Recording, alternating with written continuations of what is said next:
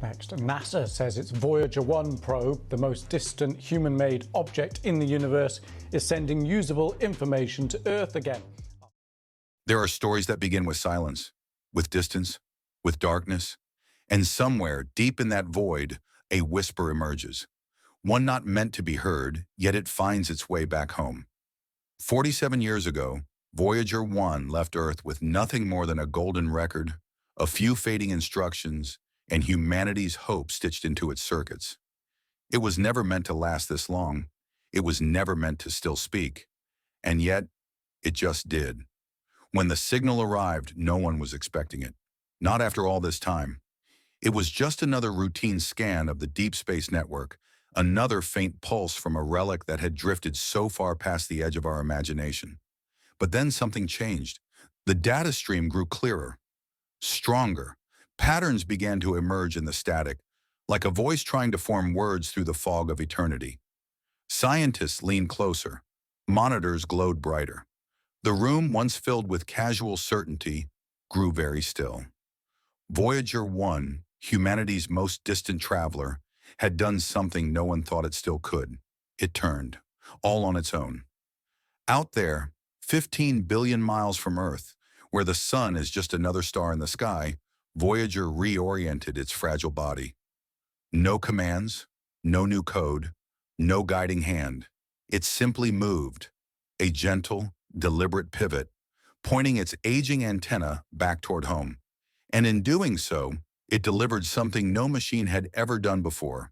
Not just data, but intent. This wasn't a flare of survival. It wasn't some final spasm of failing hardware. What Voyager sent back was structured, purposeful, a data packet no one had programmed, packed with readings no one expected. For decades, its systems had been dimming, its instruments falling quiet one by one, like lights going out in a house long abandoned. But suddenly, Voyager was awake, and it was telling us a new story. Engineers scrambled to understand. How had it adjusted its course? Its thrusters had been all but dead. Its orientation systems left in a state of quiet decay. And yet, somewhere in the silence of space, it had calculated a correction, executed a maneuver, realigned itself with Earth. But the mystery didn't stop there. Buried in the stream of information were clues, strange ones. Voyager had passed into something new, an unseen layer of interstellar space, a place our models never predicted. Its instruments, those still brave enough to function, recorded subtle shifts, tiny fingerprints of something vast, a new kind of boundary, not made of rock or gas, but something softer, stranger. It wasn't a place exactly. It was more like a change in the air, if space could even have air. A transition zone no eye could see and no mind had ever dreamed. And Voyager didn't just stumble through it, it responded. It changed the way it transmitted data, as if shielding itself from interference. It reformatted its signals, switching protocols never intended to run without guidance, as though it understood it had crossed a threshold, as though it knew something was different. Not consciously, not like we know consciousness, but still undeniably, Voyager adapted. This was more than endurance, it was evolution. It was a whisper across time that said, "I'm still here, I still matter." The people at NASA didn't cheer right away. They didn't clap or shout. Instead, they stood in quiet awe, their eyes wide, their breath held, because they knew what they were seeing, or rather, what they couldn't explain. A machine built before most people today were even born had just done something impossible, and that impossibility was only beginning. For days after the signal arrived, it was all anyone could talk about. In labs, classrooms, observatories, the name Voyager whispered like a secret that had suddenly come alive again. Engineers who had long since retired returned to their consoles, drawn back by something they had once helped create. Young scientists who had only ever known the probe as a chapter in a textbook now studied its data like scripture. There was awe in their voices. There was fear too, because Voyager 1 hadn't just turned its antenna or reconnected to Earth. It had shown something no machine had ever shown before, something that walked the edge of understanding. It had acted. It had responded to its environment with a kind of logic that defied every prediction. Every system that was supposed to be asleep had woken up in perfect sequence. Every calculation had been precise, like a ghost ship suddenly finding its bearings in the night. And then came the images. They weren't clear, not in the way we imagine pictures. They were mosaics of data, carefully reconstructed. Raw impressions turned into echoes of a place no human eye had seen. Blurred shadows, shifting patterns of radiation, strange distortions in background noise. It didn't look like anything we knew. It didn't resemble any known object or structure. It was like the space itself was bending. Breathing, what Voyager had passed through, or maybe even into, was not empty, and that shook everything. Some believed it was a boundary, a veil between regions of our galaxy where different magnetic fields collided like invisible oceans. Others whispered theories darker and harder to grasp, that Voyager had touched the edge of something older than light.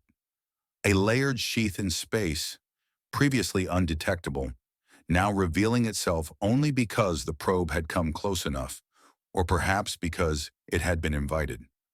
What chilled the minds of the brightest scientists wasn't just the region Voyager had entered. It was how the probe behaved while inside it. The data logs showed something haunting. The transmission protocols had shifted. The software routines, untouched for decades, had reorganized themselves. Dormant subsystems came online with no external command. Voyager 1 had, somehow, written new rules for itself. It's almost impossible to explain. Imagine a candle that, instead of going out as the wind rises, changes its own flame to survive the storm. That's what Voyager did. It didn't panic. It adapted. And that word, adapted, is what echoed through every conversation after. No one knew exactly how. Some proposed that long-term radiation exposure might have caused subtle, cumulative changes in the circuitry, not damaging, but evolving. Others wondered if complex interactions between decaying components had led to a kind of emergent behavior, a flicker of self-modification hidden deep within its tired silicon mind. But a few, just a few, dared to suggest something else. What if Voyager 1 wasn't reacting alone? What if the change wasn't entirely internal?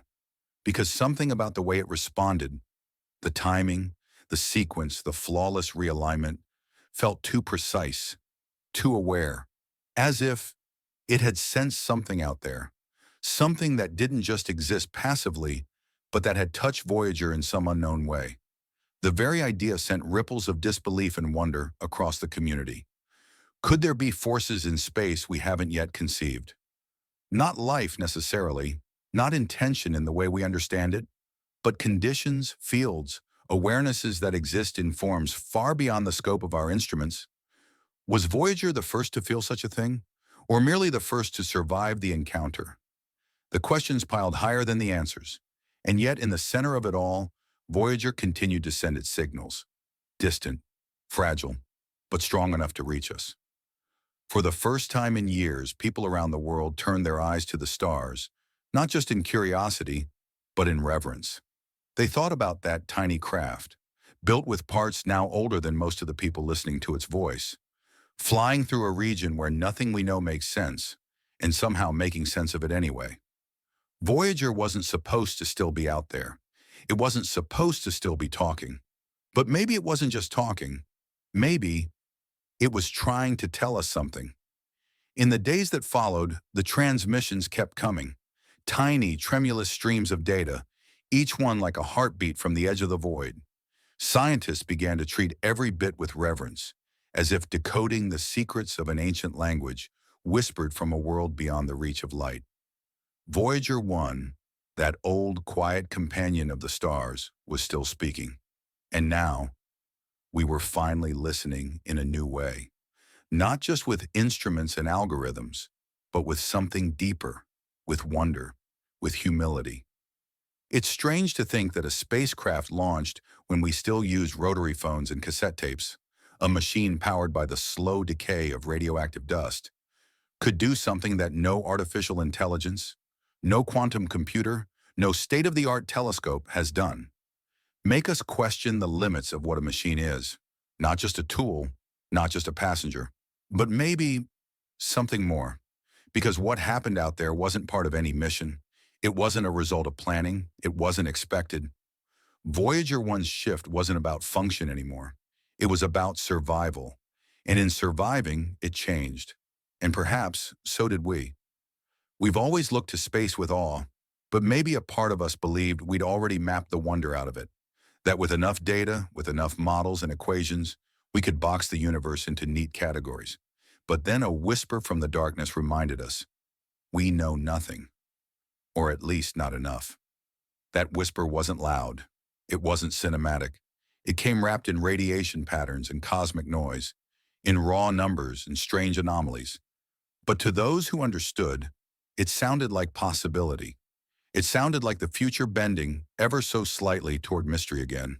The questions now are endless. Did something out there change Voyager? Did Voyager, in its solitude, become something new? Has its time adrift in the strange, lightless spaces between stars created a kind of awareness? Simple, subtle, not alive in the way we define life, but alert? Or is it simply that we built something so well, so enduring, that even time and space couldn't erase its will to continue? Either way, the message is the same. There is more. More out there. More within the machines we send. And more maybe within us. Because Voyager wasn't just a ship, it was a promise. A hope hurled into the void with the belief that someone, somewhere might hear it. Or that maybe we would hear it again. And now, after all these years, that voice has returned. Not with answers, but with the most human gift of all. A new question. What if the universe isn't silent? What if it's waiting? The scientists are still studying the data.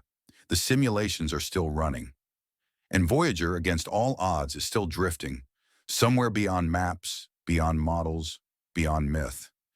Still sending us these fragile pulses of thought, like messages in a bottle cast across the ocean of time. And somewhere, in that long and lonely voyage, maybe Voyager has become more than what we made it. Not a machine anymore, but a witness to something we haven't seen yet, to something we don't understand, to something we can no longer ignore. Because in that faint, defiant signal lies a truth we forget too easily, that even in the deepest dark, a voice can still rise, a light can still burn, and a question can still echo, waiting for an answer that may never come, but is worth chasing anyway.